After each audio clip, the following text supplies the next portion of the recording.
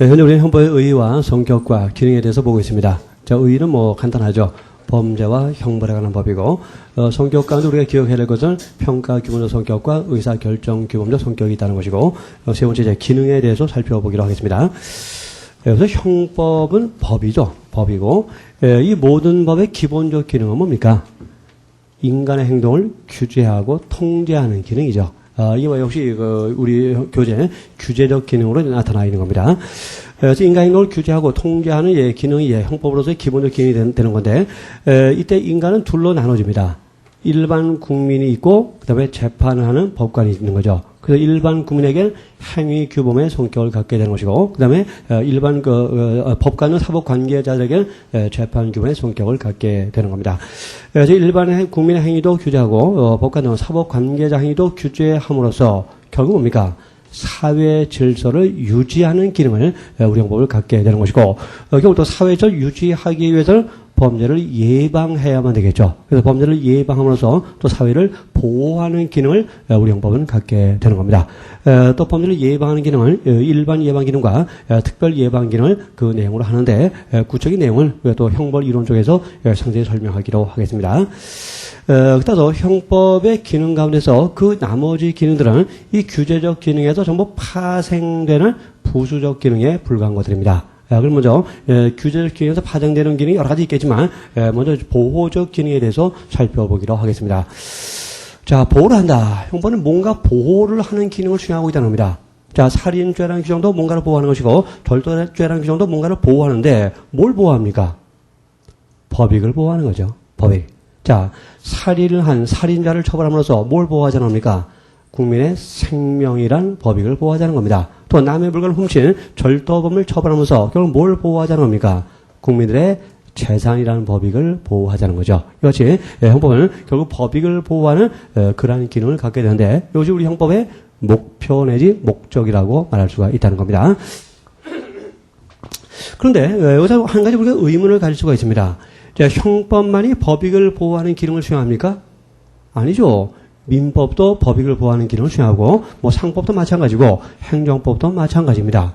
그럼 모든 법의 기능은 다 국민의 법익을 보호하는 것이라고 말할 수 있는 건데, 왜 유독 형법의 경우에 법익 보호적 기능이 강조되는 것일까요? 그 이유가 뭘까요? 자, 그건 수단의 문제입니다. 자, 형법은 무엇을 수단으로 해서 법익을 보호하고 있습니까? 형벌이죠. 자, 민법이 형벌을 수단으로 하고 있습니까? 뭐 채무 불이행을 하면은 10년 이하의 징역이에요? 아니란 거죠. 뭐 행정법이나 상법이 형벌을 수단으로 해서 법익을 보호하고 있습니까? 그렇지가 않다는 거죠. 모든 법의 기능은 다 법익 보호적 기능이지만 유독 형법만 형벌을 수단으로 해서 법익을 보호하고 있다는 겁니다. 근데 형벌이 뭡니까? 아까 설명드렸죠. 끔찍한 고통이고 해악이라는 겁니다. 그죠? 그래서 그래서 오직 형법만 이 끔찍스럽게 고통스러운, 또 해악인 이 형벌을 가지고, 법익을 보호한다는 점에서, 이 독자적인 어떤 그 법익 보호 기능이 강조되고 있다는 거죠. 쉽게 표현하면, 이 민법도 법익을 보호하는데 그 수단이 뭡니까? 뭐, 손해배상 뭐 이런 겁니다. 쉽게 말하면 손해배상 같은 건 솜방망이에요. 그렇죠? 근데 형법은 뭘 수단해서 법익을 보호하죠? 형벌입니다. 형벌에는 뭐 최고 사형이 있고 징역형이 있고 뭐 벌금형도 있고 그럽니다. 쉽게 말하면 민법이 솜방망이라면 형법이 사용하는 형벌은 핵폭탄입니다. 이 정도 수단이 강하다는 거죠. 왜 핵폭탄입니까? 아까 설명드렸죠. 우리 사회에서 전과자가 된다는 것은 어떤 의미를 갖고 있죠? 사회적으로 그 사람은 죽은 거예요. 사회활동을 못합니다. 제대로. 그렇죠? 죽은 거죠. 목숨은 붙어있지만 생물학적으로 살아있지만 규범적 차원, 사회적 차원에서는 죽은 거나 마찬가지예요. 끝난 거예요. 그 사람. 그렇죠? 이 정도로 형법은 가장 강력한 수단이 형벌을 수단으로 해서 법익을 보호한다는 점에서 어떤 독자적이면서 고유한 법익 보호 기능이 강조되고 있다는 겁니다. 여기서 이제 어떤 논리가 나오게 되느냐. 형법의 보충성이라는 논리가 나오게 되는 겁니다. 이 보충성, 다른 말로 말하면 최후 수단성입니다. 형법은 법익을 보호하는 여러 수단과 여러 법 가운데서 마지막 수단이 될 수밖에 없고 또 마지막 수단이 돼야 된다는 겁니다. 이것을 형법의 보충성 원칙 또는 최후 수단성이라고 말합니다. 왜 그렇죠? 왜 형법은 제일 나중에 써야 될까요?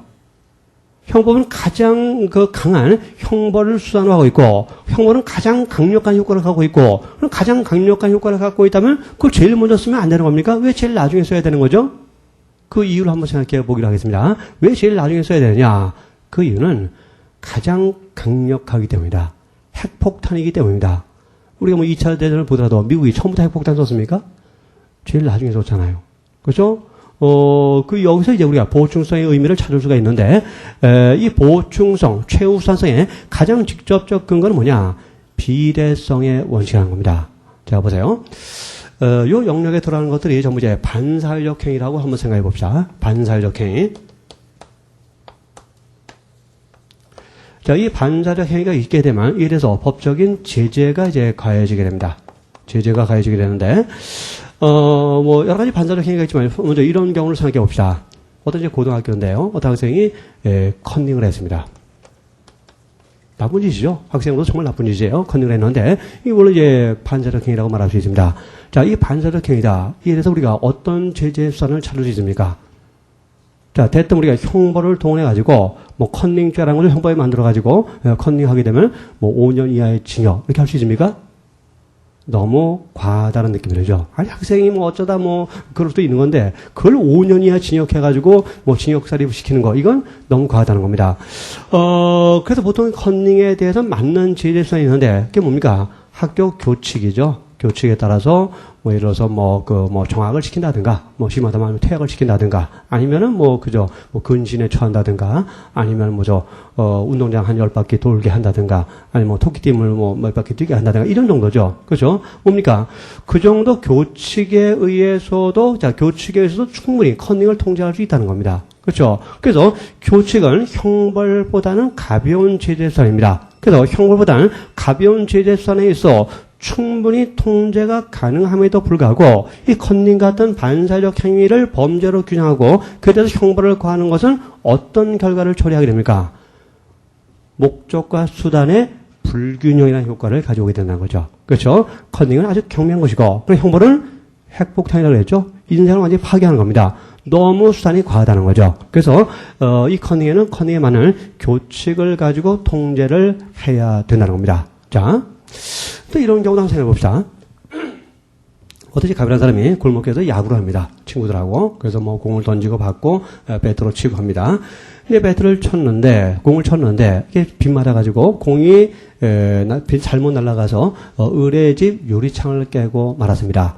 유리창을 깼다. 타인의 재산권을 침해한 것이죠. 이것도 반사적 행위라고 말할 수 있죠. 그럼 이에 대해서 우리가 형벌을 가할 수 있을까요? 자, 형벌은 어떤 경우에 관한 거라 그랬죠? 다른 제재 수단에 의해서는 효과를 거둘 수 없는 경우에 마지막으로 과할 수 있다고 그랬습니다. 이거 바로 최우수한성인 겁니다. 그러나 이 경우에는 손해배상 책임만 물려도 갑의 행동을 충분히 통제할 수 있다는 겁니다. 그게 뭡니까?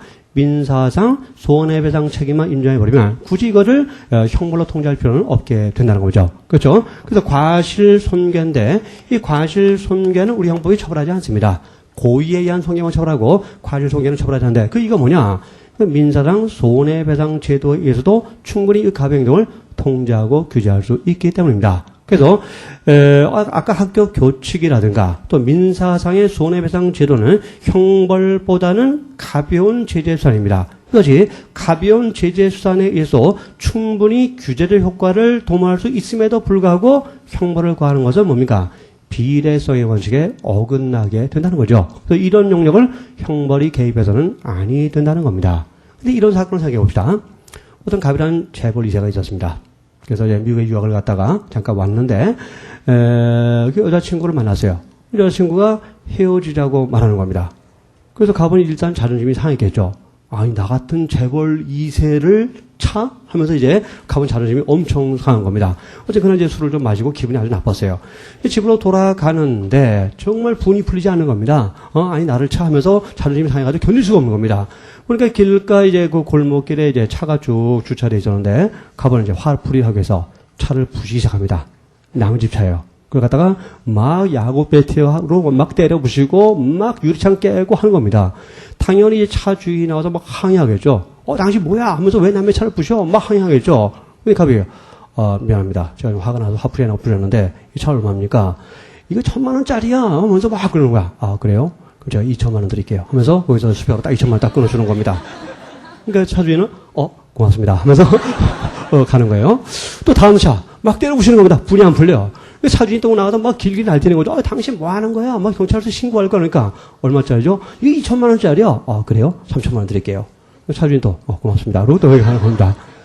이 사람 뭡니까? 고의로 재물을 손괴하고 있는 거죠. 자, 근데 이 사람은 민사상 손해배상 제도에 의해서 통제가 됩니까? 이 사람 행동이? 안 되죠? 계속 물어주고 있잖아요. 아주 후하게 물어주고 있잖아요. 자, 이 민사상 손해배상 제도 가지고는 이 재벌 2세의 일하는 고의에 의한 손괴는 더 이상 통제가 안 됩니다. 어떡합니까? 집어넣어야죠. 뭡니까? 손괴죄로 유죄를 선고해서 형벌을 선고해서 교도소에 집어넣을 수밖에 없다는 거죠. 뭡니까?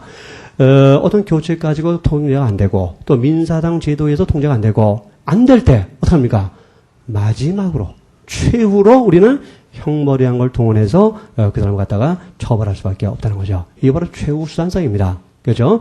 이 최후 수단의 직접적 근거는 바로 비례성의 원칙입니다. 그래서 가벼운 반사적 행위에 대해서는 가벼운 제재 수단을 가지고 통제를 하고, 그러나 가벼운 제재 수단에 의해서 도저히 통제할 수 없을 때, 이럴 때는 최후로 우리가 동원할 수 있는 게 형벌이라는 수단인 거죠. 자, 국가가 국민의 행동을 통제하기 위해서 마지막으로 동원할 수 있는 가장 강력한 수단이 바로 형벌이에요. 자, 어떤 법이 국민을 사용시킬 수 있습니까? 그렇죠? 오직 형법만 국민을 사용시킬 수가 있다는 겁니다. 이런 점에서 이 강력한 효과를 가진 형벌은 제일 나중에 써야 되는 겁니다. 이것을 보충성 또는 최후 수단성의 의미를 갖게 된다는 것입니다. 하여튼 직접적 근거는 바로 비례성의 원칙입니다. 가벼운 반사적 행위에 대해서는 가벼운 제재수단을 사용하고, 그러나 가벼운 제재수단에 의해서 도저히 법익을 보호할 수 없고 도저히 통제를 할 수 없고 도저히 질서를 유지할 수 없을 때, 이럴 때 최후의 수단으로 우리는 형벌이란 핵폭탄을 동원해서 그 사람의 행위를 통제할 수밖에 없다는 겁니다. 이게 바로 최후 수단성의 문제가 됩니다. 여기서 또 나오는 것이 형벌의 단편적 성격입니다. 지금 우리는 이런 어떤 상식적인 생각을 버려야 됩니다. 일반 국민들은 뭔가 사회적으로 문제가 되는 행동이 있으면 형벌을 가지고 해결하려고 합니다. 그렇죠? 저런 거 처벌 안 하고 뭐해? 저런 거 교도소에 안 넣고 뭐해? 이렇게 얘기하죠. 그게 아니에요. 지금 보세요. 컨닝도 반사적 행위고, 또 야구하다 남의 유리창 깬 것도 반사적 행위고, 고의로 차를 때려 부신 것도 반사적 행위인데, 형벌은 어디만 터치합니까? 고의로 재물을 손괴하는 부분만 형벌이 개입하고, 다른 부분은 형벌이 개입하지 않잖아요. 결국 형법의 규율한 영역은 전체 반사적 행위 가운데 극히 일부에 불과하다는 겁니다. 이걸 뭐라고 하느냐? 형법의 단편적 성격입니다. 단편. 그래서 모든 영역을 다 형법이 통제하는 게 아니라는 거죠. 자, 모든 영역을 형법이 다 통제하는 것이 아니라 어떤 영역만 형법이 통제합니까? 형벌이란 핵폭탄에 의하지 않고서는 도저히 질서를 유지할 수 없는 그런 제한된 범위에서만 비로소 형법은 보호적 기능을 수행하게 된다는 겁니다. 이것을 형법의 단편적 성격이라고 말하는 거죠. 모든 영역에 다 개입될 수는 없다는 거죠. 따라서 이 과실 손괴에 대해서도 형벌권을 투입하거나 아니면 컨닝과 같은 단순한 교칙 위반 행위에 대해서 형벌을 투입하는 것은 뭡니까? 이거는 비례성의 원칙에도 어긋나고 형법의 단편적 성격에도 어긋나고 보충성 원칙에도 위배되기 때문에 그런 형벌권 행사는 이건 위헌이 됩니다. 위헌이 되고 그런 형법 규정은 무효가 돼버리게 되는 겁니다. 그래서 형법은 최후의 수단일 때 그 정당성을 갖게 된다는 거, 그 점을 이해를 해두시기 바랍니다. 그래서 어떤 예를 들어서 그 사회적인 어떤 문제가 생겼을 때 이 입법자들이나 정치인부터 생각을 좀 달리 가져야 됩니다.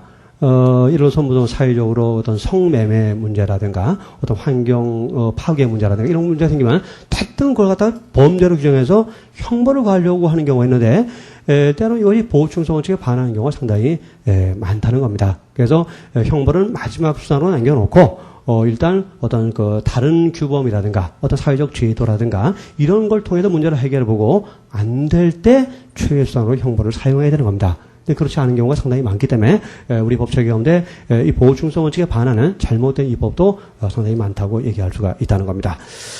또 여기서 또 나오는 내용이 이제 형법의 탈윤리화의 문제입니다. 형법이 어떤 그 국가가 형벌을 수반해서 특정한 종교적 윤리관이나 특정한 도덕적 윤리관을 국민에게 강요해서는 안 된다는 겁니다. 그래서 도덕이나 종교가 담당하는 영역은 따로 있기 때문에 형법은 그 도덕과 종교에 의해서는 도저히 통제할 수 없는 그 나머지 영역만을 터치를 해야 된다는 겁니다. 이걸 형법의 탈윤리화라고 말합니다. 1995년도에 형법이 개정될 때 그때 형법 개정안에는 간통죄 규정을 삭제했었습니다. 간통죄를 폐지했었어요. 원래 개정안에는.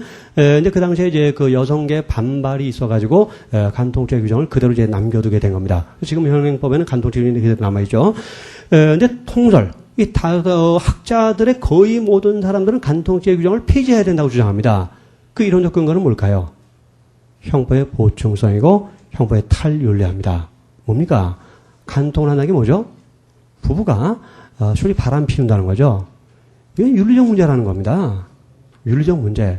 또 도덕적 문제에 불과하다는 겁니다. 또 더 나가면 종교적 문제에 불과하다는 겁니다. 또 더 나가면 민사적 문제에 불과하다는 겁니다. 아니 서로 안 맞는다는 거 아니에요? 그럼 이혼하면 되지 왜 그걸 갖다 형벌을 관여하는 겁니다. 그래서 간통죄 규정을 폐지해야 된다는 논거 가운데 통솔의 논거 가운데 중요한 것이 바로 형법의 보충성입니다. 그래서 그거는 도덕적, 윤리적, 종교적, 민사적 문제로 충분히 해결이 가능함에도 불구하고 국가가 그에 대해서 형벌을 가지고 간통하지 말라고 따라다니는 것은 이건 잘못됐다는 거죠. 그래서 조만간 폐지될 가능성이 있는 것이 간통죄 처벌 규정입니다. 하여튼 이 그림을 잘 생각하시면 됩니다. 모든 반사적 행위, 뭐 간통도 들어갈 수 있는데 그에 대해서 모두 형벌이 개입되는 것은 아니라는 거죠. 형벌은 어떤 경우에만 개입합니까?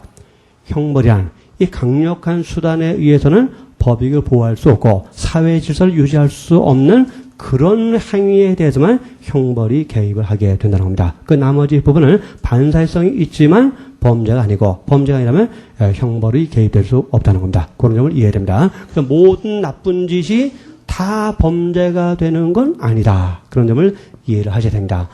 그래서 강론 가다 보면 참 이상한 경우가 나옵니다. 뭐냐? 아주 나쁜 짓이에요. 야, 저 나쁜 놈이네. 이런 느낌이 드는 그런 사건이 있습니다. 판례를 우리가 보는데, 근데 결론은 무죄. 이런 판례를 우리가 가끔 보게 됩니다. 이때 이제 고개가 갸우뚱해지는 거죠. 이런 게 무죄야? 이상한데? 뭐 잘못된 거 아닐까? 이때 여러분이 생각해야 될 게 뭡니까? 두 가지가 있는데, 첫째 뭐냐면, 그것은 요 영역에 속하는 행위일 수 있다는 거죠. 그렇죠? 굳이 형벌이 아니라도 다른 제재선에 의해서 통제가 가능한 그러한 행위일 수 있다는 겁니다. 더더 반사회성이 있지만 굳이 형벌을 투입할 필요까지 없는 경우이기 때문에 국가는 그걸 범죄로 규정하지 않았다는 거죠. 그래서 무죄가 된다는 거죠. 무죄라고 해서 다 올바른 행위라고 의미하는 것은 절대로 아니라는 겁니다. 또 하나 뭐냐? 이 죄형 법정주의 관점에서 국가가 아직 그 행위를 범죄로 규정하지 않았다는 겁니다. 범죄로 규정하지 않았다면 형벌을 받을 수 없는 겁니다. 아무리 반사회적인 클지라도 국가가 그걸 사전에 성문의 법률로 범죄로 규정을 해야만 국가는 형벌권을 행사할 수 있는 건데 범죄로 아직 규정을 못 해놨다면 아무리 반사회적인 클지라도 처벌을 못 한다는 겁니다. 그런 차원에서 그렇게 이해를 하셔야 됩니다. 그래서 그게 뭐 잘못된 게 아니라 이론적으로 또 어디 법체계상으로 처벌할 수 없는 그런 영역도 앞으로 많이 나오게 된다는 것을 여러분이 보게 될 겁니다. 또 형법의 이제 또 하나의 보호적 기능이 사회윤리적 행위가치 보호 기능이라는 것이 있습니다. 그 내용을 한번 보겠습니다. 조금 내용이 좀 어려울 거예요. 형법은 사회공동체 이론으로서 개인이 실천해야 할 윤리적 의무를 이행하도록 함으로써 사회윤리적으로 합치는 행위 그 자체도 사회공동생활상 가치가 있는 것으로 보호하는 기능을 수행하는데 이것을 사회윤리적 행위가치 보호 기능이라고 말합니다. 뭔가 좀 말이 어렵죠? 뭔가 도대체 무슨 말이야 하면서 예습하신 분들은 좀 이해하기가 어려웠을 겁니다. 대단히 쉬운 말입니다. 보세요. 우리가 범죄라는 것을 분석했는데 범죄는 두 가지 측면이 있었습니다. 첫째 행위 측면이 있었고 또 하나 결과 측면이 있었습니다. 이 결과 측면은 뭐 여러 가지 말할 수 있겠지만 결과 측면에서 제일 중요한 내용은 뭐냐? 법익의 침해입니다. 법익의 침해. 또 우리 형법의 기능 가운데 이제 보호적 기능이라는 게 있어요. 이 보호적 기능을 또 우리가 범죄 두 가지 측면에 착안해서 결과적 측면에서 보호적 기능을 이해할 수 있고 또 행위적 측면에서 보호적 기능을 이해할 수 있는데 이 결과적 측면에서의 보호적 기능을 우리가 지금 뭐라고 불렀습니까? 법익 보호적 기능이라고 했죠. 그렇죠? 범죄의 결과 측면은 법익을 침해하는 것인데 결국 법익이 침해되지 않도록 보호하는 기능이 바로 법익 보호적 기능이죠. 이게 지금까지 본 겁니다. 보호충성 원칙. 그렇죠? 법익 보호 기능을 본 겁니다. 근데 이 보호적 기능을 행위적 측면에 착안한 기능이 뭐냐? 사회윤리적 행위가치 보호 기능입니다. 이름이 좀 길지만, 그래서 보호적 기능을 범죄 행위적 측면에서 바라본 게 사회윤리적 행위가치 보호 기능입니다. 자, 이게 뭐냐? 보세요. 결국 이 법익 보호적 기능은 국민의 법익을 보호하자는 겁니다. 법익이 침해되지 않도록 하자는 겁니다. 근데 법익의 침해란 결과는 무엇으로부터 발생합니까? 범죄 행위로부터 발생하는 거죠. 사람의 생명이 침해됐다는 결과는 살인 행위로부터 발생하는 게 아니겠습니까? 또 개인의 물건이 없어졌다는 결과는 뭡니까? 절도 행위로부터 발생하는 게 아니겠습니까? 결국 이 법익을 온전히 보호하기 위해서는 결국 무엇을 하지 않도록 해야 됩니까? 범죄 행위를 하지 않도록 하게 되면 되는 거죠. 그래서 살인 행위를 하지 않도록 만들면 살인에 의해서 생명이 침해된다는 결과는 발생하지 않겠죠. 또 절도 행위를 하지 않도록 만들면 절도로 인해서 개인의 재산권이 침해된다는 결과는 발생하지 않겠죠. 그래서 이 행위 침해의 기능이 바로 사회윤리적 행위가치 보호 기능이고, 쉽게 말하면 무슨 기능이냐? 범죄 행위를 하지 않도록 하는 기능을 말합니다. 자, 범죄 행위를 하지 않도록 하는 기능, 쉽게 말하면 올바른 행위를 하도록 하는 기능입니다. 자, 그래서 모든 국민들 하여금 사회윤리적 관점에서 올바른 행위를 하도록 하면, 자, 국민들이 올바른 행위만 하니까 범죄 행위를 하지 않겠죠. 범죄 행위를 하지 않으니까 범죄 행위로 인한 법익 침해적 결과는 발생하지 않을 것이고, 자, 법익 침해적 결과가 발생하지 않는다면 완벽하게 법익 보호적 기능을 달성할 수 있게 되겠죠. 이와 같이 행위적 측면에서 착안한 보호적 기능을 사회윤리적 행위가치 보호 기능이라고 말하고, 쉽게 말하면 국민들로 하여금 윤리적으로 올바른 행동을 하도록 하는 형법의 기능을 사회윤리적 행위가치 보호 기능이라고 말하는 겁니다. 결국 이 보호적 기능은 법익 보호적 기능과 사회윤리적 행위가치 보호 기능을 나누어지는데, 이 법익 보호 기능이 바로 목적이 되는 것이고, 사회윤리적 행위가치 보호 기능은 그에 대한 수단의 의미를 갖게 되는 거죠. 그래서 올바른 행위를 하도록 하는 것을 수단으로 해서 법익이 침해되는 것을 막는다는 목표를 달성하게 된다는 겁니다. 또 이 법익 보호적 기능이 어떤 결과 측면에 착안한 형법의 보호적 기능이라면, 사회윤리적 행위가치 보호 기능은 행위 측면에서 착안한 형법의 보호적 기능이 된다는 겁니다. 자, 그 내용 속에 설명이 되어 있습니다.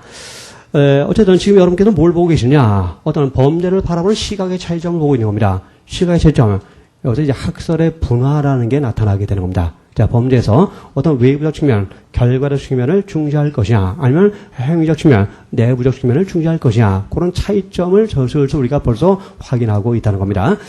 그래서 양기능의 차이점이 아래 표로 정리가 되어 있는데, 자, 보세요. 오늘 법익 보호 기능을 강조하는 것은 범죄 어떤 측면을 강조하는 입장이죠? 외부적 측면, 객관적 측면을 강조하는 것이고, 이런 측면을 강조하는 분들은 형법의 규범적 성격을 뭐로 봅니까? 평가 규범으로 파악하게 됩니다. 반대로 그 범죄의 외부적 측면이나 내부적 측면, 즉 행위적 측면을 강조하는 분들은 형법의 기능을 뭐로 보느냐? 사회윤리적 행위가치 보호 기능으로 이해하게 되고, 또 형법의 성격으로서 의사결정 규범적 성격을 중시하게 되는 겁니다. 또 범죄 본질이 어디 있냐에 대해서 또 역시 외부적 객관적 측면을 강조하는 분들은 범죄 본질은 법익의 침해에 있다고 봅니다. 이걸 법익 침해 소리라고 말하고, 반대로 행위적 측면, 이 어떤 의사적 측면을 강조하는 분들은 의무 위반의 범죄 본질이 있다고 말합니다.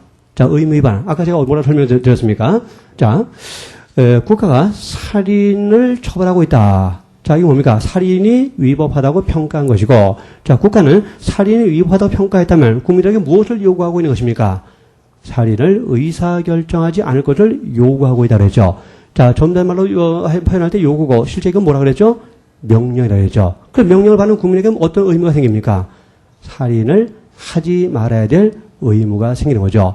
근데 갑이 을을 싹 칼로 찔러 살해했습니다. 뭡니까? 살인을 하지 말아야 될 의무를 위반했다는 거죠. 이와 같이 범죄를 행위적 측면, 주관적 측면에서 파악하면 의무 위반이 되는 것이고, 또 결과적 측면, 외부적 측면에서 파악하면 법익의 침해가 되는 겁니다. 그래서 이 범죄 본질에 대해서도 양 입장은 차이점을 갖게 되는 것이고, 또 범죄라는 것은 결국 불법한 행위죠.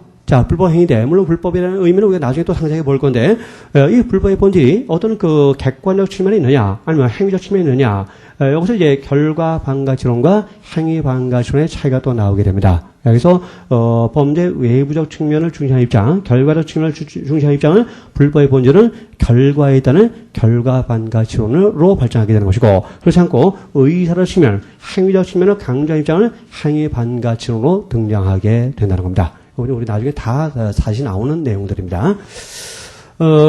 그러나 우리는 여기서 어떤 결론을 내릴 수 있을까요? 다 틀렸다. 다 틀렸다. 이거죠. 뭡니까?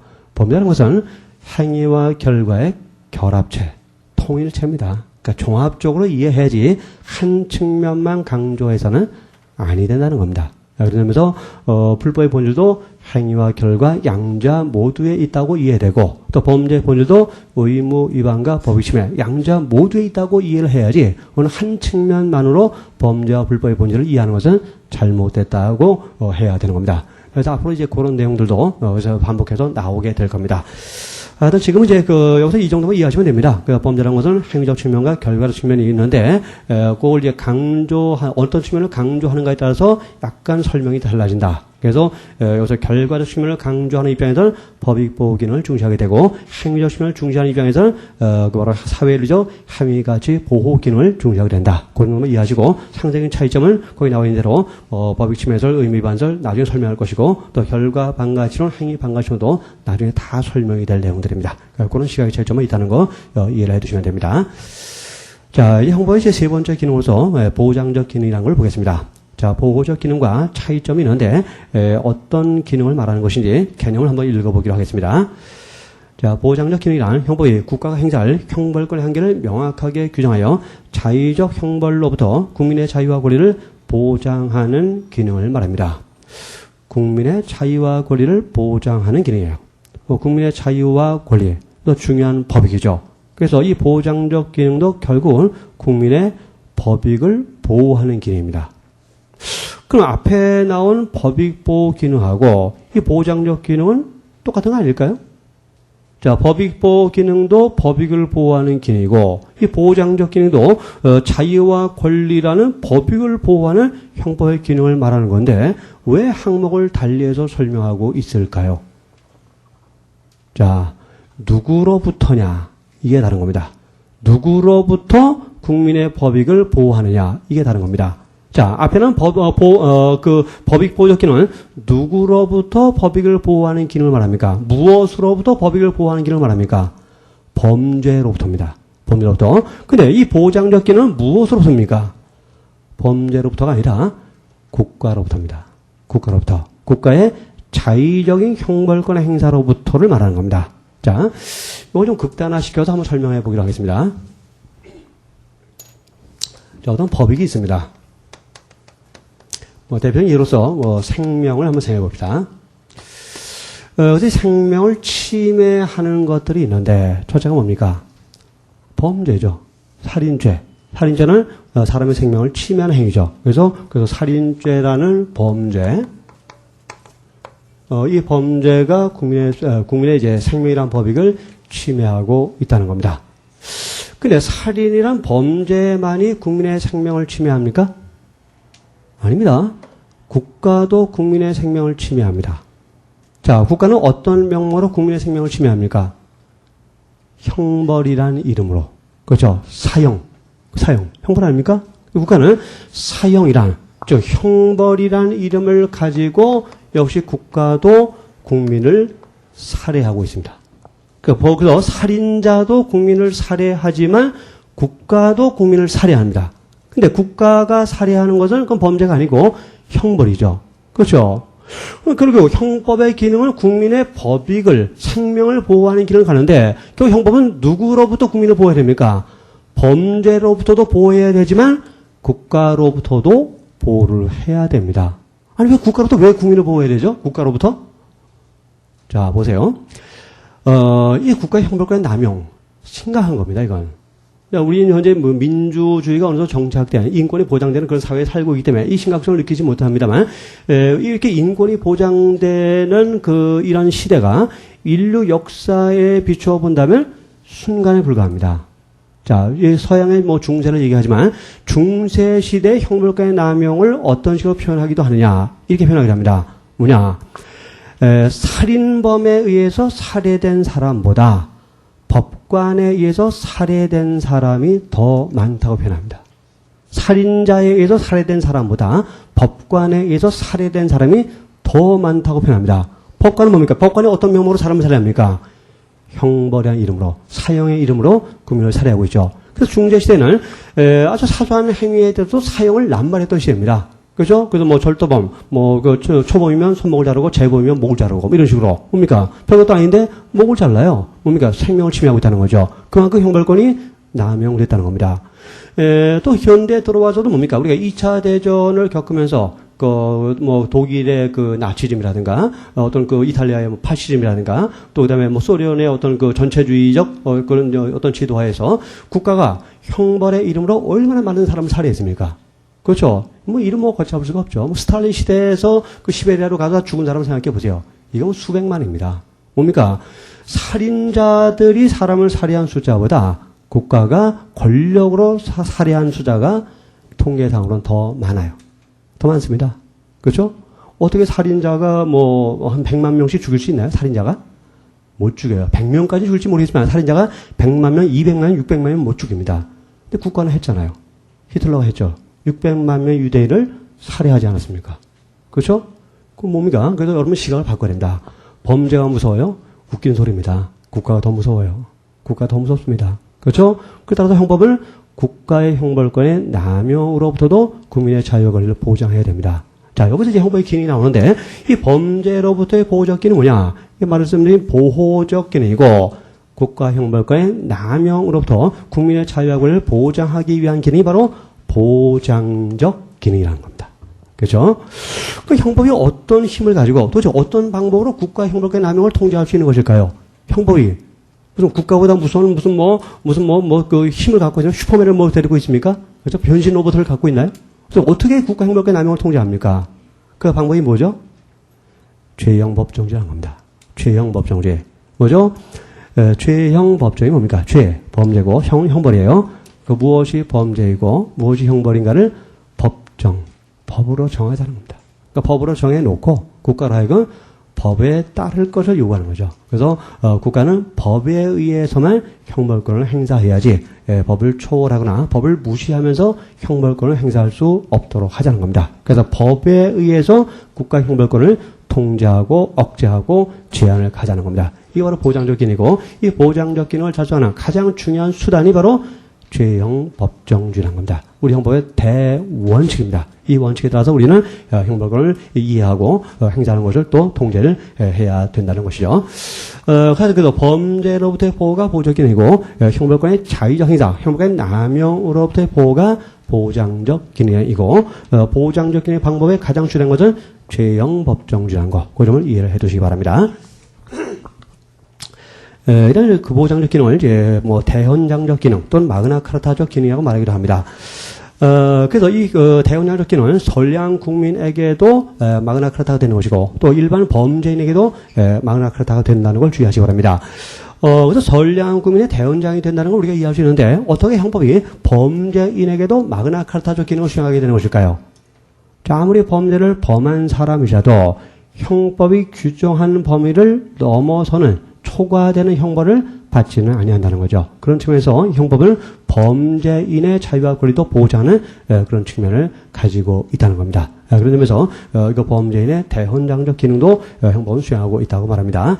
자, 이런 보장적 기능을 수행하는 방법 이 하나 말씀드렸는데 하나 바로 죄형 법정주의죠. 그래서 죄와 형을 법으로 정해서 국가로 할까 법에 정해진 범위 안에서만 형벌권을 행사할 수 있도록 하자는 겁니다.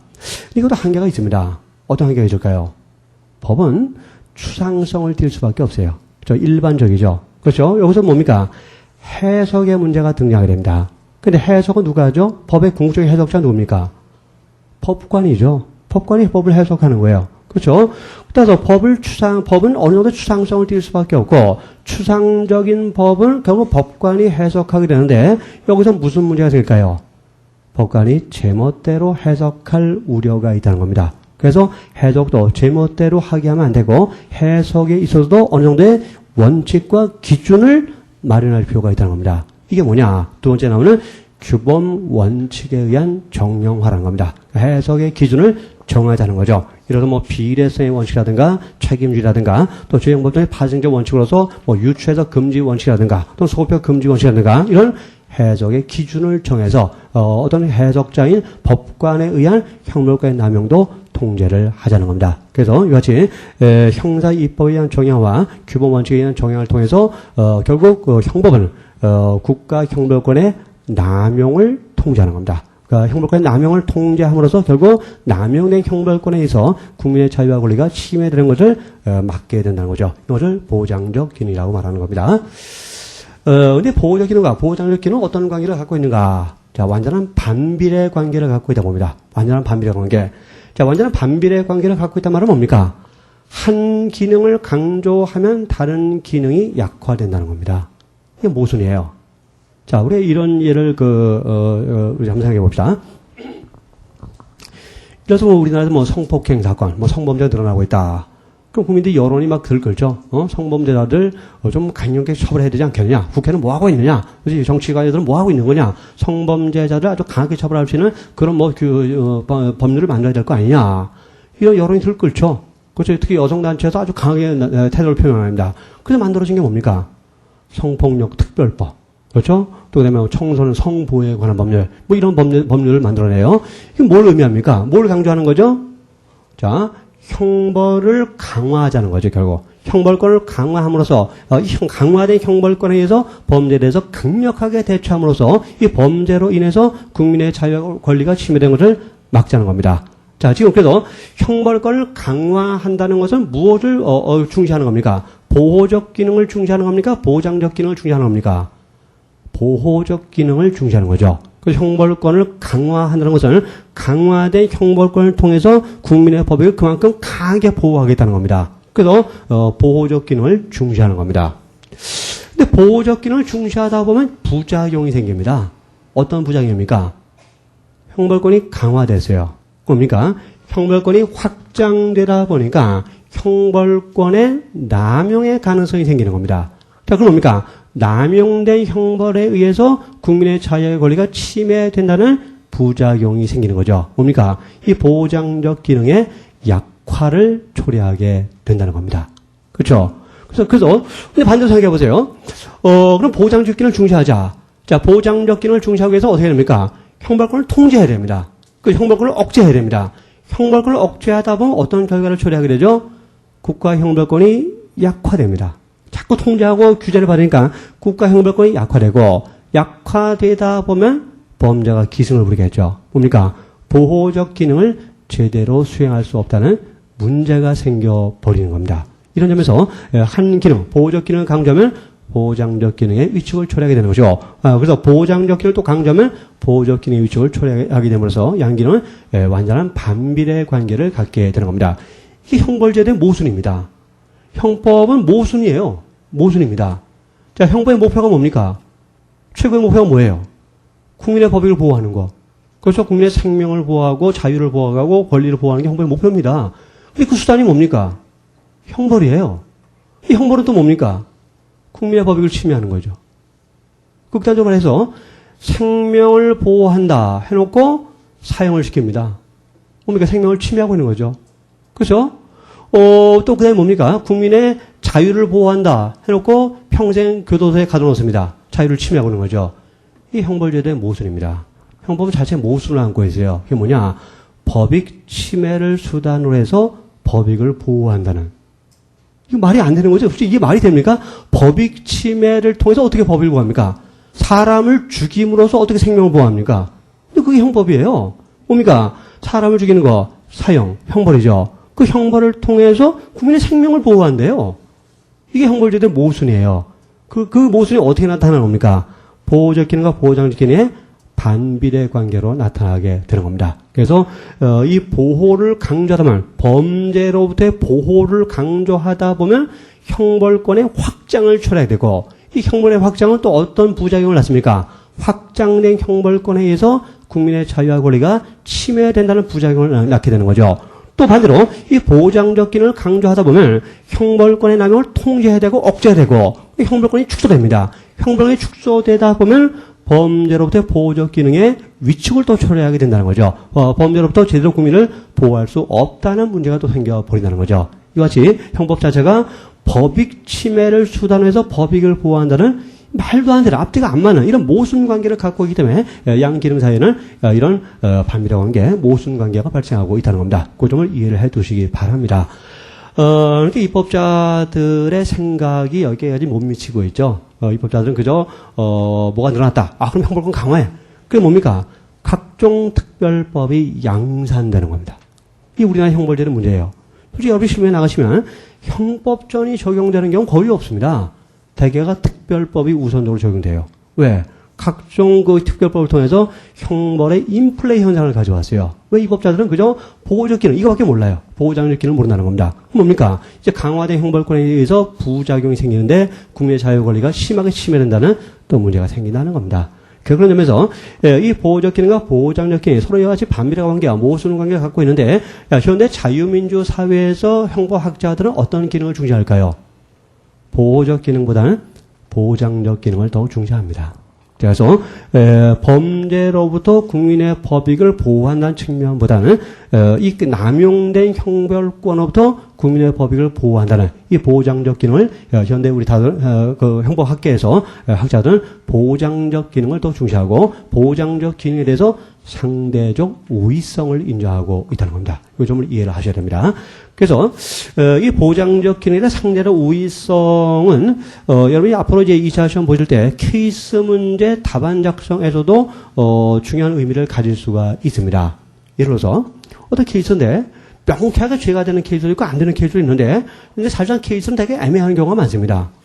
어떻게 보면 죄가 될 것 같기도 하고 안 될 것 같기도 하고 이런 경우가 상당히 많아요. 이거 어떻게 판단이 될까요? 죄가 된다는 소리는 어떤 기능을 강조하는 겁니까? 죄를 인정하고 그래서 형벌을 과하자는 거죠. 즉 보호적 기능을 중시하는 겁니다. 그렇죠? 근데 죄가 안 된다고 보자. 그 범죄가 아니니까 형벌권을 행사할 수 없다는 거죠. 형벌권을 행사할 수 없다는 소리 형벌권을 제한하자는 거죠. 뭡니까? 보장적 기능을 중시하자는 겁니다. 그럼 어떻게 해야 됩니까, 여러분들은? 어떻게 판단하는 게 보다 채점자의 입맛에 맞을까요? 상당히 중요한 거죠. 채점자도 나름대로 생각이 있을 겁니다. 근데 거기에 맞는 결론을 내려주면 채점자가 맞아 아주 똑똑한 학생이네 하면서 점수 해줄 겁니다. 근데 채점자 생각과 다른 결론을 내버리면 이 학생은 조금 사고가 문제가 있네 하면서 뭔가 1점을 더 간주할 겁니다. 그렇죠. 그거 중요한 거예요. 근데 채점자가 어떤 사람인지 모르는데 대체로 우리가 파악할 수 있는데 뭐냐. 채점자는 대개가 교수님이겠죠. 그렇죠. 근데 교수님들은 대개 형법의 기능 가운데 어떤 걸 중시할까요? 보장적 기능을 중시해요. 따라서 뭡니까? 죄가 되는 것보다 죄가 안 되는 걸 더 좋아합니다. 죄가 안 되는 거. 그래서 형벌권을 제한하고 통제하는 것을 더 좋아한다는 거죠. 그래서 애매할 때는 가급적 죄가 안 되는 쪽으로 판단해 주는 게 그 채점자 입맛에 좀 맞는 그런 답안이 된다고도 얘기할 수가 있다는 겁니다. 자, 이것은 우리 헌법이 인정하는 원칙이기도 합니다. 헌법이 인정해요. 자, 보세요. 우리 헌법이 이제 그 규정하고 있는 게 뭐냐? 무죄 추정의 원칙입니다. 유죄 판결이 확정되기 전까지는 무죄로 추정되는 겁니다. 그렇죠? 그러면 형사재판 과정에서 이 무죄의 추정을 뒤집어야 될 책임과 부담은 누구한테 있는 겁니까? 검사한테 있는 거죠. 그래서 검사가 이 무죄 추정을 유죄로 뒤집기 위해서 무지애를 쓰게 되는 거죠. 그래서 검사가 이제 어떻게 행동합니까? 여러 가지 증거들 제시하고, 그 다음에 증인들 데려와서 보여주고, 그 다음에 법관의 마음을 유죄 쪽으로 바꾸기 위해서 노력을 하게 되는 겁니다. 노력을 하게 되는 거예요. 그러나 법관의 마음을 바꾸지 못했습니다. 여러분들 이제 앞으로 법관이 되시면 그런 상황이 더 많을 것 같아요. 법관이 뭐 신이 아닌 이상 유죄인지 무죄인지 명확하게 알 수 있을까요?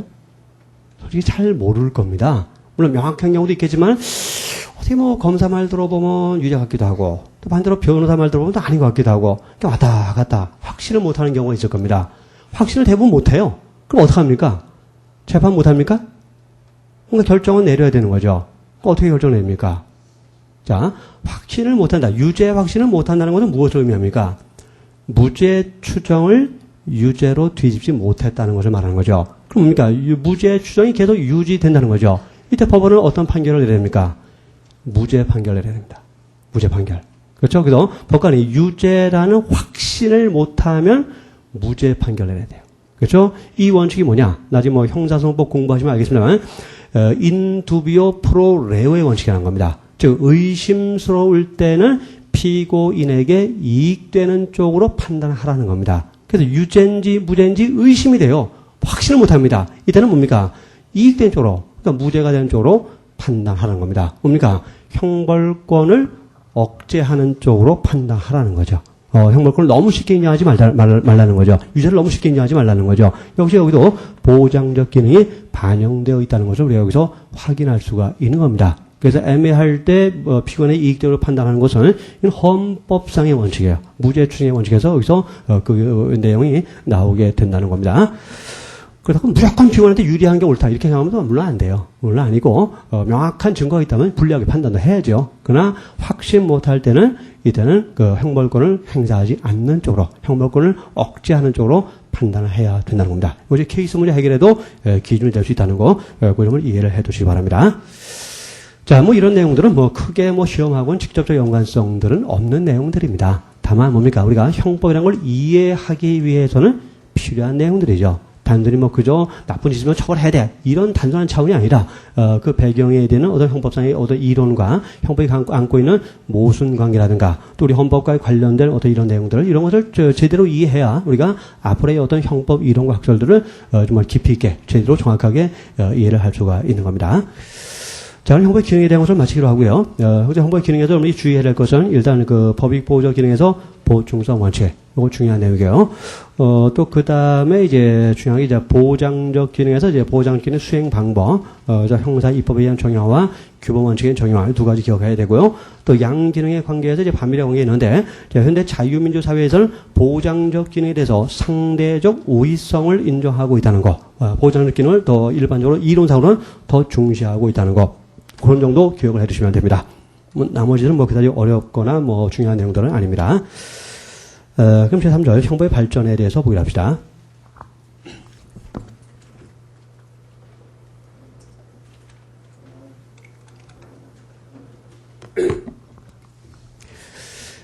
형법의 역사에서 이제 표가 하나 나와 있죠.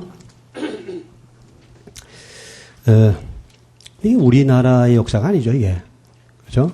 바로 서양에서의 형법의 역사를 말하는 겁니다. 서양에서의 형법의 역사. 이런 게 참 가슴 아프지 않습니까? 왜 우리의 역사를 공부하지 않고 왜 남의 역사를 우리 것인 것처럼 공부합니까? 이게 참 문제예요. 그죠? 우리나라도 뭐 옛날 뭐 고조선 그때부터 뭔가 형벌 제도가 있었을 겁니다. 그래서 뭐 삼국시도 있었을 것이고 고려에도 있었을 것이고 조선시대도 있었을 겁니다.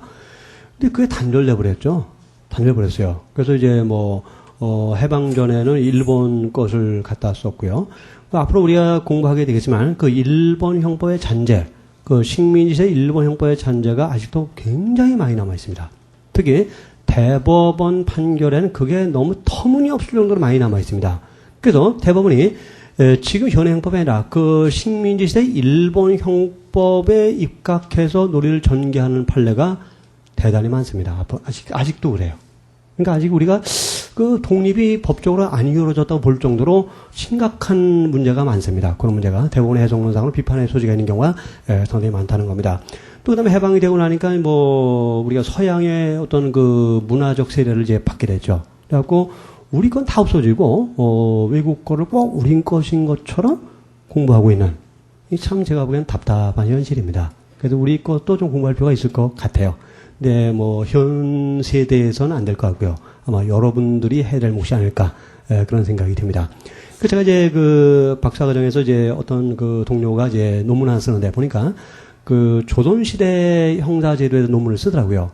근데 그거 좀 보고 깜짝 놀랐습니다. 우리가 공부하는 내용들이 다 있어요, 사실. 우리가 뭐 공부 좀 하시면 알겠습니다. 뭐 간접정범이라든가, 뭐 원인에 있어서 자유롱행이라든가, 그게 다 있었어요. 우리 제도상으로 그게 있었더라고요. 근데 우린 그거 다 대동명이 치고, 독일 거 다 베껴다가 그냥 우리 것인 것처럼 우리 것처럼 하고 있는데, 이건 분명히 좀 시정돼야 될 것이라고 생각이 됩니다. 어쨌든, 가슴 아프지만, 형법의 역사는 우리 역사가 아니고, 바로 그 외국의 역사인데, 우리 역사인 것처럼 이제 공부하는 겁니다. 복수시대. 뭡니까? 아직 국가가 형성되기 이전이죠. 이때 살인이 벌어졌다. 어떻게 그 살인을 통제했을까요? 복수죠.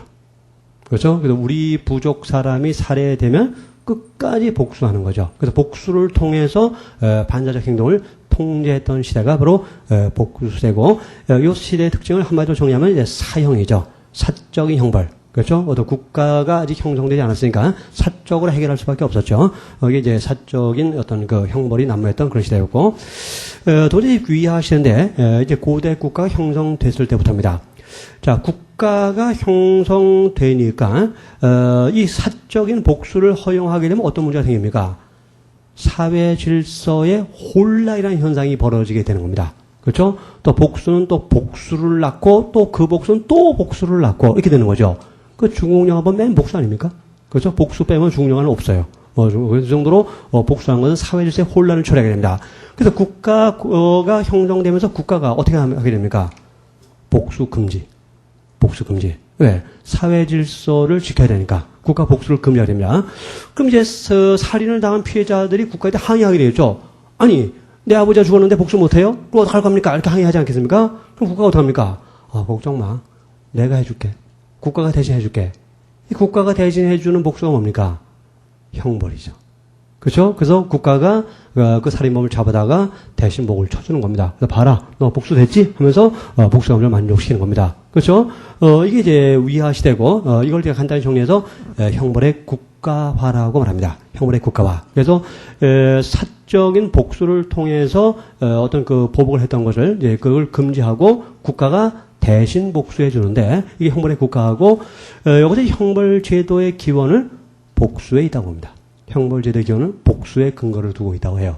물론 대륙법 학자 가운데는 어떻게 그 야만적인 복수의 형벌 제도의 근거가 있냐 하면서 부정하는 견해가 있긴 합니다만, 일반적으로는 긍정이 되고 있습니다. 그래서 형벌에는 복수적 기능이 있다고 보는데, 그 영미법 계통에서는 그 형벌의 그 복수적 기능을 정면으로 인정하고 있습니다. 영미법 쪽에서는. 여러분, 그 예전에 누군가요? 무슨 미국에서 그 테러범이 한 명 있었죠. 무슨 청사 건물을 이제 폭파하든가 해서 수백 명을 죽게 하는 그런 테러범이 있었는데, 제가 이제 신문을 보니까 그 사람이 사형 집행을 당하는데, 사형 집행장의 이제 평면도가 신문에 이렇게 나왔더라고요. 제가 유심히 봤는데, 이 사형을 집행하는 장소가 있는데, 이쪽 한 구석 어딘가에, 그 유가족 실이 있더라고요. 유가족실이. 뭡니까? 유가족들이 자기의 가족을 살해한 그 테러범이 사형당하는 장면을 보게 하는 겁니다. 이게 뭡니까? 복수적 기능을 만족시키는 거죠. 그죠? 이런 것과 관련된 영화도 있습니다. 실화를 소재라는 영화가 있습니다. 여러분 혹시 보셨는지 모르겠는데, 그 데드맨 워킹이라는 영화가 있습니다. 그것도 이제 그 미국의 어떤 형벌 제도와 관련해서 굉장히 좀 약간 의미 있는 영화예요. 그냥 이번 재미로 만든 영화가 아니고, 여러분이 뭐 쉴 때 한번 빌려서 한번 보세요. 거기도 보면은 이런 장면이 나옵니다. 그 범인이 그 청소년들을 무참히 폭행하고 강간하고 또 잔인하게 살해했어요. 그래서 이제 결국 사형 판결이 확정돼가지고 이제 사형 집행을 당하는데, 이제 그 과정을 이제 실화인데 그걸 이제 영화로 만든 건데요. 제가 그 장면 기억나는 게 뭐냐면, 사형집에, 그 약물 주사위에서 이제 사형을 당하는데, 그 아이들의 부모들이 사형 집행 장면을 지켜봅니다. 우리하고는 달라요. 그래서, 물론 유리막으로 이렇게 가려있긴 하지만은, 부모들이 밖에서 사형수가 사형당하는 장면을 지켜보게 됩니다. 그러니까 뭡니까? 자기 아이를 살해한 그 범인이 죽어가는 장면을 부모들로 하여금 보게 함으로써, 뭐예요? 복수적 그 어떤 심령을, 복수적 어떤 욕망 같은 것을 충족시키자는 거죠. 근데 그 영화에서 참 인상 깊은 건 그거예요. 범인이 말 죽기 전에 이제 유언을 항상 시키는데, 범인이 유언을 하면서 이제 그 부모들을 향해서 용서해달라고 합니다. 나를 용서해달라. 나 이제 죽으니까 죽기 전에 용서를 좀 받고 싶다. 그래서 용서해달라고 얘기합니다. 정말 간절하게 애원해요. 나 지금 죽는다. 죽기 전에 용서를 좀 구한다. 이렇게 얘기합니다. 부모들이 용서 안 하더라고요. 용서 안 하더라고요. 부모들이 정말 아주 그 싸늘한, 아주 냉혹한 표정을 지으면서 그 사형수를 노려만 보고 있더라고요. 용서 못할 것 같아요, 진짜. 그래서 자기가 그 사랑하는 그 아이들을 갖다가 강간하고 무참하게 잔인하게 살해한 사람을 용서할 수 있겠어요? 용서 안 하는 게 어떻게 보면 더 인간적인 거죠. 그렇죠? 그래서 용서 안 하더라고요. 그래서 그 장면이 저한테는 참 인상적이었어요. 물론 우리나라에서 만든 영화라면 아마 용서하는 걸로 만들었을지도 모르겠어요. 그래서 뭐 엉엉 울고, 용서한다 하면서 잘 가라 하면서 우리 또 그 인간적인 그런 거 좋아하지 않습니까? 근데 이제 그쪽은 싫어하셨으니까 그랬겠죠. 근데 어쨌든 용서를 안 하는데, 하여튼 그런 거 보더라도 뭡니까? 형벌에는 복수적 기능이 있다는 거죠. 우리가 이해할 수가 있다는 겁니다. 그래서 위아시대 특징이 형벌의 국가하고, 자, 이 내용 가운데 중요한 것은 두 번째, 죄형 천단주의라는 점을 기억하세요. 죄형 천단주의. 자, 죄형 천단이 좀 어려운 한자말인데, 이건 제멋대로 한다는 의미를 갖고 있습니다. 죄와 형을 제멋대로 한다. 자, 누가 제멋대로 한다는 거죠? 국가가 제멋대로 한다는 겁니다. 그래서 이걸 죄로 인정할 것인가 말 것인가도 국가가 마음대로 결정하고, 자, 이 죄에 대해서 어떤 종류와 어떤 범위의 형벌을 과할 것인가도 국가가 마음대로 결정했다는 겁니다. 자, 이 자체가 뭘 말하는 거죠? 형벌권의 남용을 말하는 거죠. 형벌권의 남용. 자, 자기 멋대로 했어요. 그렇죠? 형벌권의 남용. 그래서 형벌권의 남용이고 형벌권이 대단히 강했을 겁니다. 아까 말씀드렸던 대로 웬만한 범죄 사형이에요. 그렇죠? 그래서 오죽하면 살인자에 의해서 살해된 사람보다 법관에 의해서 살해된 사람이 더 많다는 말이 나오겠습니까? 웬만한 범죄 다 사형이에요. 그렇죠? 따라서 이 시대는 보호적 기능과 보장적 기능 가운데 어떤 기능을 더 중시했다고 말할 수 있을까요? 보호적 기능을 더 중시한 거죠. 범죄로부터의 보호를 중시한 겁니다. 그러니까 범죄에 대해서 강력한 형벌권을 행사했다는 겁니다. 그러면서 보호적 기능을 중시했다는 거 얘기할 수 있는데, 자, 부작용이 생기죠. 이 보호적 기능을 중시하다 보면 무슨 문제가 생기죠?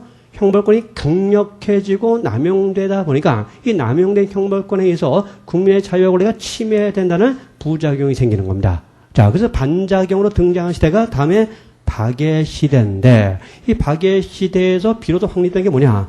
죄형 법정주의입니다.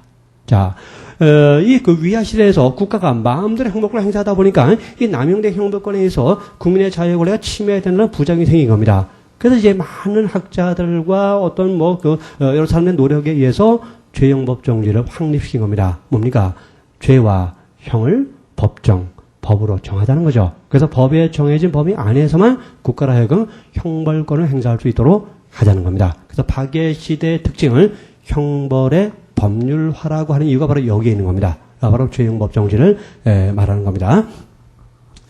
그래서 박애 시대는 보호적 기능과 보장적 기능 가운데서 어떤 기능을 강조한 시대였다고 말할 수 있을까요?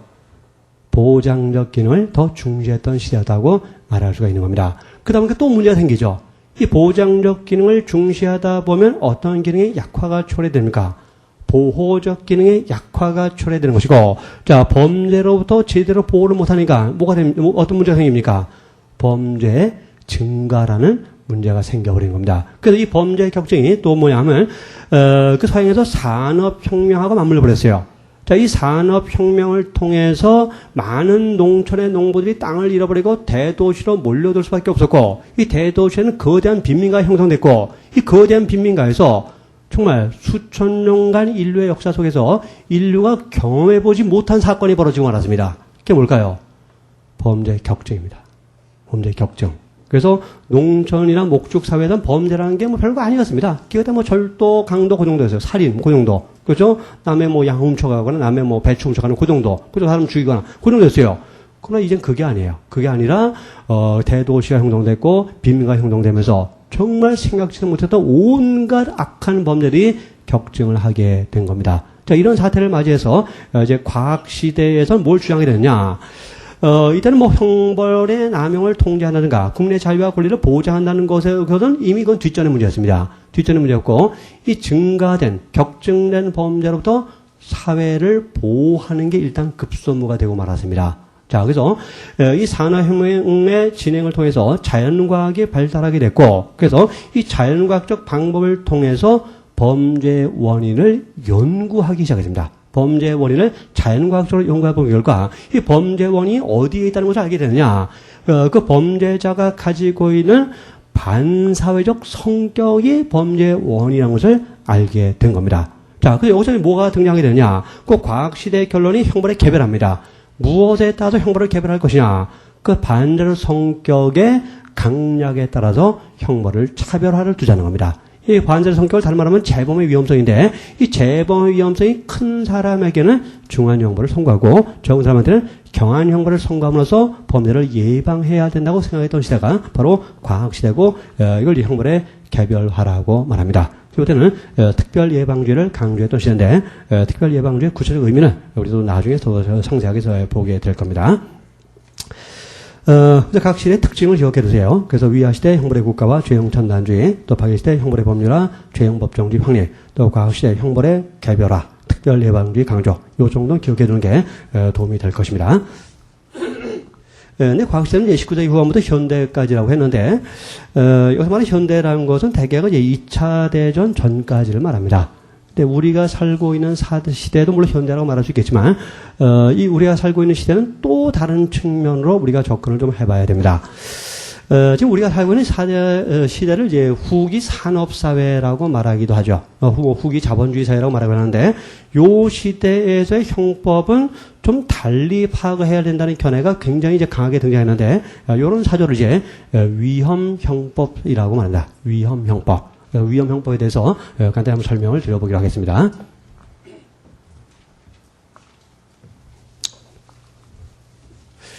그래서 위험형법이라는 생각은 현대사회가 이제 위험사회다라는 전제에서 출발한 이제 이론과 사상입니다. 현대사회는 위험사회라는 겁니다. 근데 이때 말하는 위험이라는 것은 어떤 위험을 말할까요? 예를 들어서 우리가 뭐 밤에 그 도둑 맞을 위험, 그걸까요? 아닙니다. 우리가 뭐 길 가다 골목길에서 예를 들어서 강도를 당할 위험, 아닙니다. 그런 개인의 위험이 아닙니다.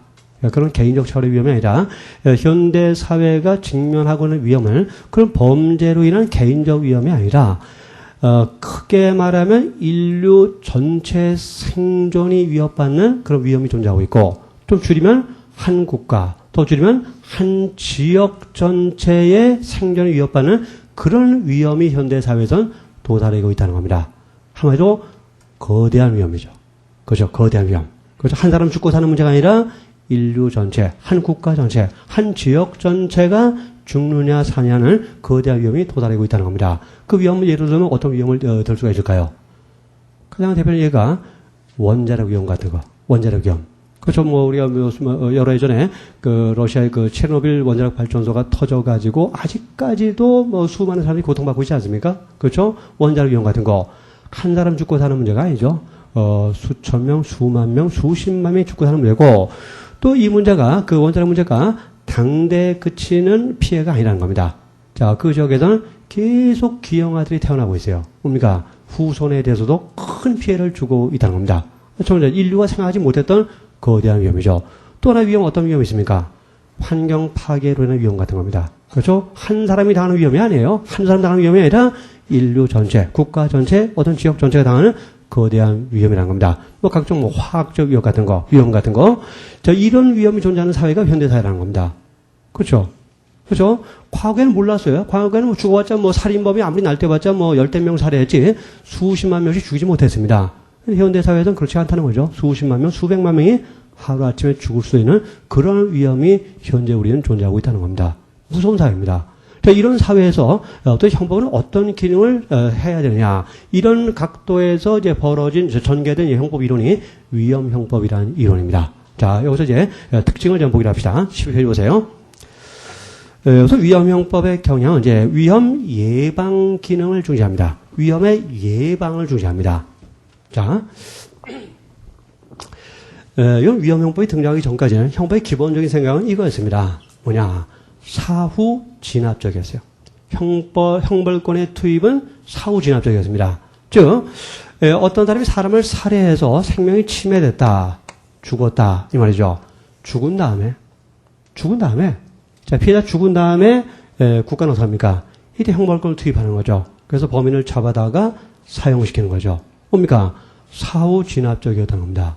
아니, 죽은 다음에, 어떻게 보면 죽기 전에 개입하는 게 더 좋을 수 있는데, 그 전까지 형법은 그게 아니었다는 거죠. 사후 진압적이었다는 겁니다. 이미 범죄가 벌어지고 법익이 침해된 다음에, 국가가 이제 나서가지고 범인을 잡아다가 형벌을 가했다는 겁니다. 이것은 사후 진압적 모델을 취하고 있었던 게, 전통적인 법치 국가적 형법이었습니다. 근데, 생각해보세요. 이 위험사회에서, 자, 원자력 발전소가 터진 다음에, 그래서 수십만 명이 죽은 다음에 관련자 몇 사람 잡아다 처벌하는 게 의미가 있습니까? 아무 의미가 없죠. 아무 의미가 없어요. 그럼 뭡니까? 터지기 전에, 뭡니까? 법익이 침해되기 전에 미리 형벌권을 투입해야 된다는 겁니다. 그래서 원자력 발전소가 터지지 않도록 예방하는데 형법이 주력을 해야 된다는 겁니다. 타당하죠? 그래서 위험의 예방 기능을 중시하는 것이 위험 형법의 기본적인 생각이 되는 겁니다. 또 두 번째 경우에 이제 법익 개념의 기능화라는 겁니다. 자, 과거의 전통적인 법치 국가적 형법은 법익 자체를 형법의 목적으로 삼았어요. 그 법익의 보호를 목적으로 삼았죠. 그렇죠. 아까 우리가 그거 하지 않았습니까? 법익 보호적 기능. 뭡니까? 법익의 보호를 목적으로 삼는 거죠. 목적으로 한다고 우리가 얘기하지 않았습니까? 근데 그게 아니라는 겁니다.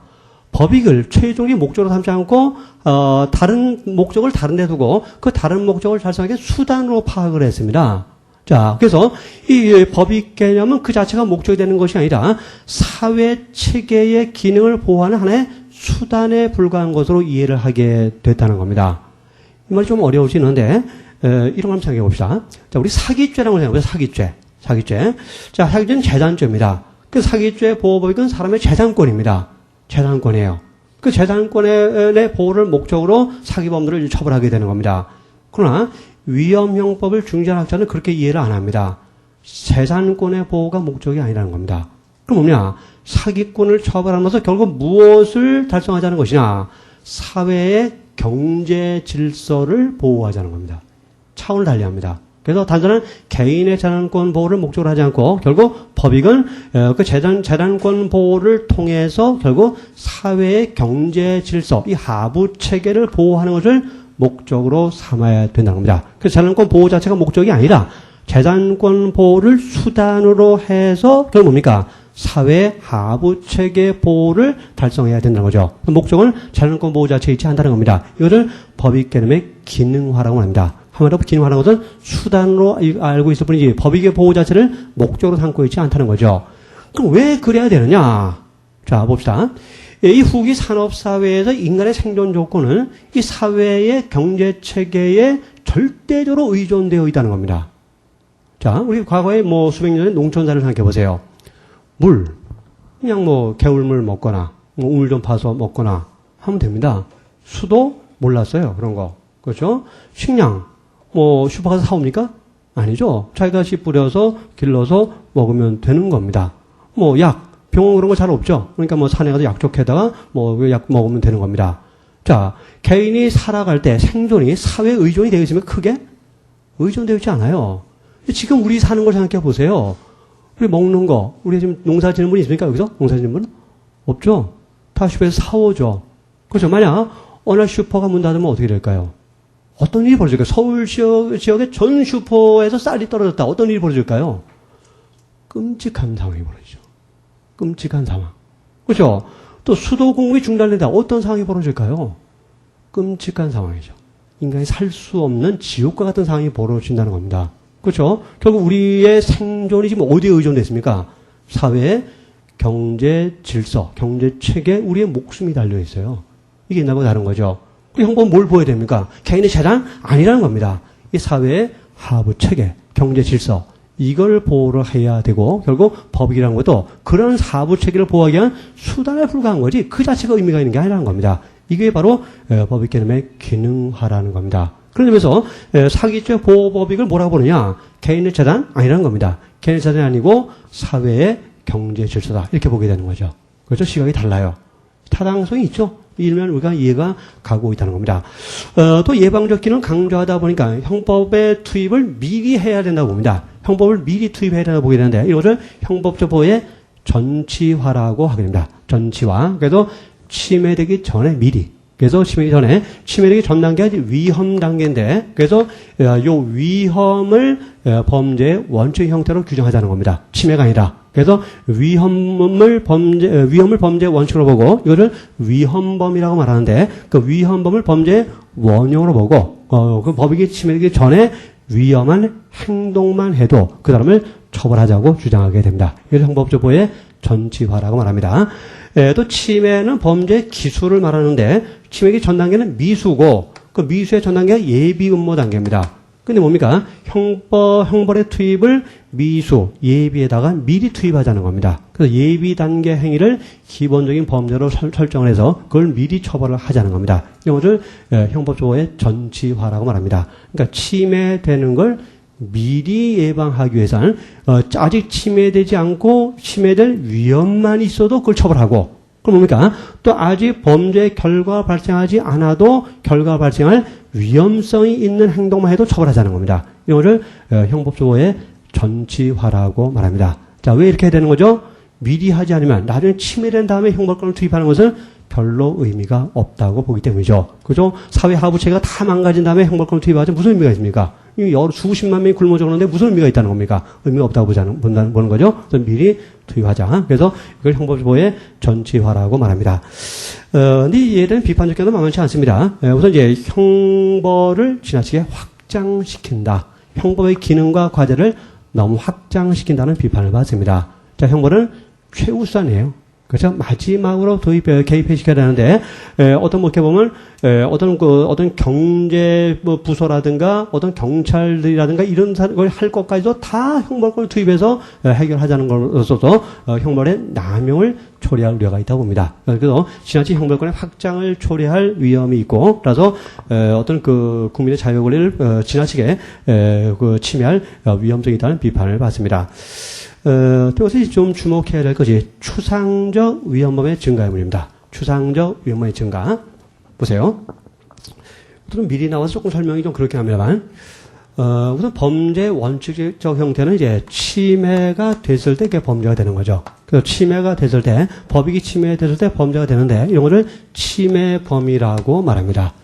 그래서, 그 전통적인 형법은, 이 침해범을 범죄의 원형으로 봅니다.